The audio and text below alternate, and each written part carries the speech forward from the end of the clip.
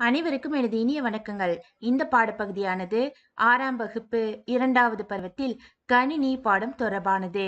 கணினி ஓர் அறிமுகம். இந்த பாடத்தில் கணினியின் பாகங்கள் பற்றி அறியலாம். கணினியின் முக்கியமான பாகங்கள் என்னென்ன? பறந்து விரிந்து கிடக்கக்கூடிய இந்த பூமியில் நாம் ஓரிடத்தில் இருந்து கொண்டு உலகின் ஏதேனும் ஒரு மூலையில் நடைபெறக்கூடிய செய்திகளை உடனுக்குடன் அறிந்து கொள்கிறோம். இது எவ்வாறு? இது நடைமுறையில் எவ்வாறு சாத்தியமாகிறது? கணினியின் உதவியுடன் மட்டுமே. உலகின் எந்த மூலையில் இருந்தாலும் நம் செயல்களை எளிதாக செய்ய முடிகிறது. தகவல்களை ஓரிடத்திலிருந்து மற்றொரு அனுப்ப முடிகிறது. கணினியின் தேவை மிகவும் அவசியமானது.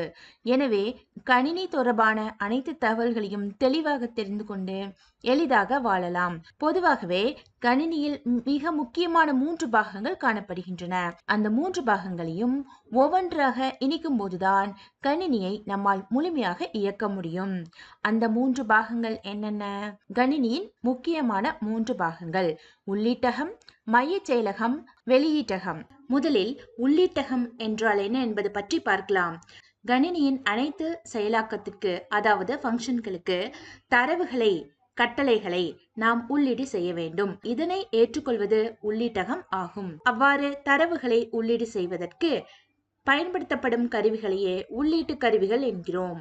எவ்வாறு நாம் செய்திகளை உள்ளீடு கொடுப்பது?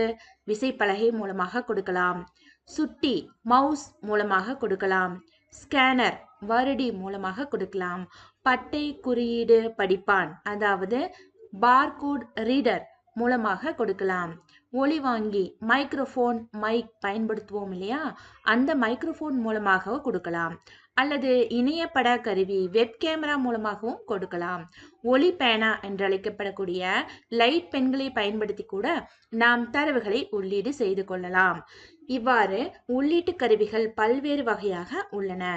இவை உள்ளீட்டு கருவிகள் என அழைக்கப்படுகின்றன. அதாவது கணினியின் செயலாக்கத்திற்கு தேவையான தரவுகளை கொடுப்பதற்கு பயன்படுத்தப்படக்கூடிய கருவிகளை உள்ளீட்டு கருவிகள் என நாம் அழைக்கலாம். இந்த உள்ளீட்டு கருவிகளில் மிக முக்கியமானதாக கருதப்படக்கூடிய விசைப்பலகையை பற்றி இப்போது காணலாம். இதுதான் விசைப்பலகை. இந்த விசைப்பலகையை பற்றி முதலில் நாம் தெரிந்து கொள்வது மிகவும் அவசியமானதாகும். எல்லா வகையிலும் கணினியிலும் தவிர்க்க முடியாத இடத்தை பெறுவது விசைப்பலகை.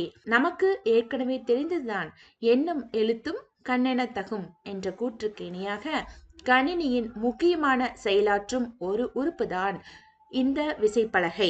எண்ணையும் எழுத்தையும் முறையாக உள்ளீடு செய்வதற்கு விசைப்பலகைகள் முக்கிய பங்கு ஆற்றுகின்றன. விசைப்பலகையில் 2 விதமான விசைகள், அதாவது பொத்தான்கள் உள்ளன. இந்த எண்களை கொண்ட விசைகளை எண் விசை என நாம் கூறலாம். Number key.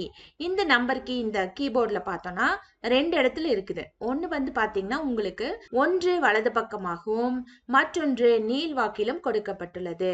இதைத்தான் நாம் நம்பர் கீ என்று அழைப்போம். எழுத்துக்களை கொண்ட விசைகளை எழுத்து விசை ஆல்பபெட் கீ என்று கூறலாம். விசைப்பலகையில் 2 விதம் உள்ளது. ஒன்று நம்பர் கீ, அதாவது எண் விசை, மற்றொன்று ஆல்பபெட் கீ, அதாவது எழுத்து விசை. அடுத்ததாக முக்கியமான இடத்தை பெறும் சுட்டியை பற்றி பார்க்கலாம். சுட்டியில் முக்கியமான 3 பாகங்கள் கொடுக்கப்பட்டுள்ளது. இதனை நாம் படத்தில் காணலாம். நகர்த்தும் உருளை, வலது பொத்தான் மற்றும் இடது பொத்தான். நகர்த்தும் உருளை இடையில் காணப்படக்கூடியது இது ரோலர் ஆகும். ஒரு சில நேரங்களில் வலது பொத்தான்களையும் இடது பொத்தான்களையும் மாற்றி மாற்றி நாம் பயன்படுத்த வேண்டி வரும். எனவே கணினியின் செயல்பாட்டில் இந்த ரைட் கீ, லெஃப்ட் கீ ஆப்ஷன்களை எங்கெங்கு பயன்படுத்த வேண்டும் என்பதில் மிகவும் தெளிவாக இருக்க வேண்டும். இது அதிக எண்ணிக்கையிலான முறையில் விசைப்பலகையும் சுட்டியையும் மாற்றி மாற்றி பயன்படுத்துவதன் மூலமாக நாம் அறிந்து கொள்ளலாம். தொடர்ந்து பயன்படுத்தப்படும் பொழுது எந்த இடத்தில் ரைட் கீ பயன்படுத்துவது, எந்த இடத்தில் லெஃப்ட் கீ பயன்படுத்துவது மற்றும் உருளை என சொல்லக்கூடிய இந்த ரோலரை எப்பொழுது பயன்படுத்தலாம் என்ற அறிவு நமக்கே தெரிந்துவிடும். எனவே சுட்டியை தவறாமல் பயன்படுத்த பழகிக்கொள்ள வேண்டும்.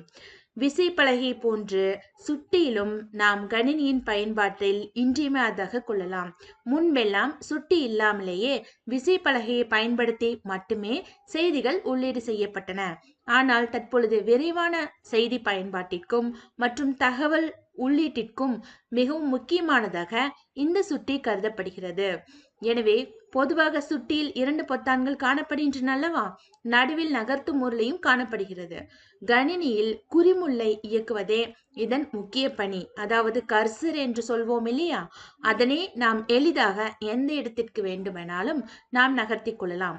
இந்த ஒர்க் ஏரியாவில் எங்கு வேண்டுமானாலும் நாம் இந்த கர்சரை நகர்த்தி கொள்ளலாம். மிக விரைவாக இந்த செயலை செய்வதற்கு சுட்டி மட்டுமே பயன்படுத்தப்படுகிறது. மவுஸை நாம் எளிதாக கற்றுக்கொள்ளலாம். கோப்புகளை திறப்பதற்கு, அதாவது ஒரு ஃபைலை ஓபன் செய்வதற்கு வலது பொத்தானையும் ரைட் பட்டனையும், கோப்புகளை தேர்வு செய்வதற்கு, அதாவது செலக்ட் செய்வதற்கு, தேர்வு செய்யப்பட்ட கோப்புகளில் நமக்கு தேவையான மாற்றங்களை செய்வதற்கு இடது பொத்தான்களையும் லெஃப்ட் பட்டனையும் நாம் மாற்றி மாற்றி பயன்படுத்தி கொள்ளலாம். கணினியின் திரையை மேலும் கீழும் இயக்குவதற்கு நகர்த்தும் உருளையை பயன்படுத்தலாம். பேஜ் அப், பேஜ் டவுன் போன்றவற்றை பயன்படுத்தும் பொழுது அதிக நேரம் விரயமாகும், அதிக நேரம் செலவிடப்படுகிறது. எனவே மவுஸின் மூலமாக எளிதாக நாம் ஒரு ரோலரை பயன்படுத்தி ஒரு பக்கத்தின் ஒரு கோப்பின் முதல் பகுதிக்கோ அல்லது கடைசி பகுதிக்கோ மிகவும் விரைவாக செல்ல முடிகிறது. அடுத்ததாக நாம் பார்க்க உள்ளது மைய செயலகம், சென்ட்ரல் ப்ராசஸிங் யூனிட், CPU என அழைக்கப்படும் சென்ட்ரல் ப்ராசஸிங் யூனிட். மனிதனுக்கு மூளை மிகவும் முக்கியமாக உள்ளதல்லவா? அதே போல கணினியின் செயல்பாடுகளை இயக்குவதற்கு மைய செயலகம் மிக முக்கியமான பங்காற்றுகிறது. ஒரு கணினியின் உள்ளீட்டு கருவிகள் கொடுக்கும் அனைத்து உள்ளீடுகளையும் பெற்று தகவல்களாக வெளியீட்டிற்கு அனுப்புவது போன்ற முக்கியமான வேலையை இந்த CPU செய்கிறது. இந்த CPU காணப்படும் உறுப்புகளான ஒன்று மெமரி யூனிட், நினைவகம், கணித தருக்க செயலகம், அதாவது ALU என அழைக்கப்படும் அரித்மெட்டிக் அண்ட் லாஜிக்கல் யூனிட், கட்டுப்பாட்டகம், கண்ட்ரோல் யூனிட். இந்த 3 முக்கியமான பகுதிகளை CPU கொண்டுள்ளது.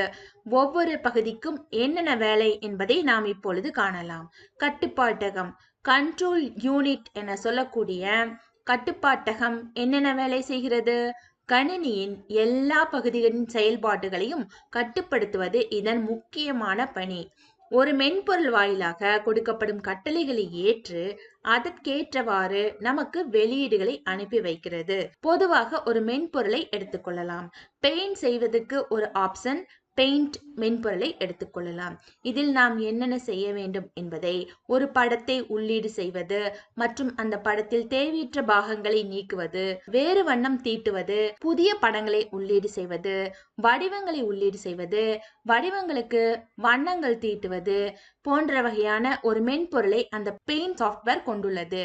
இதை நாம் எவ்வாறு செய்வது என்பதை தேர்ந்தெடுப்பதற்கு மற்றும் அதற்கான வெளியீடுகளை உருவாக்குவதற்கு இந்த கண்ட்ரோல் யூனிட் மிகவும் முக்கிய பங்கு ஆற்றுகிறது. அடுத்ததாக நாம் ALU என்று அழைக்கப்படக்கூடிய அரித்மெட்டிக் அண்ட் லாஜிக்கல் யூனிட் பற்றி பார்க்கலாம். பொதுவாகவே கூட்டல், கழித்தல், பெருக்கல், வகுத்தல் போன்ற எல்லா விதமான கணித செயல்பாடுகளையும் செய்வதற்கு இந்த ALU பயன்படுத்தப்படுகிறது. அடிஷன், சப்ராக்ஷன், மல்டிப்ளிகேஷன், டிவிஷன் போன்ற அனைத்து செயல்பாடுகளையும் இந்த ALU செய்து வருகிறது. மிகவும் விரைவாகவும் துல்லியமாகவும் வெளியீடுகளை கொடுப்பதற்கு இந்த ALU பயன்படுத்தப்படுகிறது. மனித மூளைக்கு ஒப்பீடான நினைவகம், மெமரி யூனிட் பற்றி பார்க்கலாம்.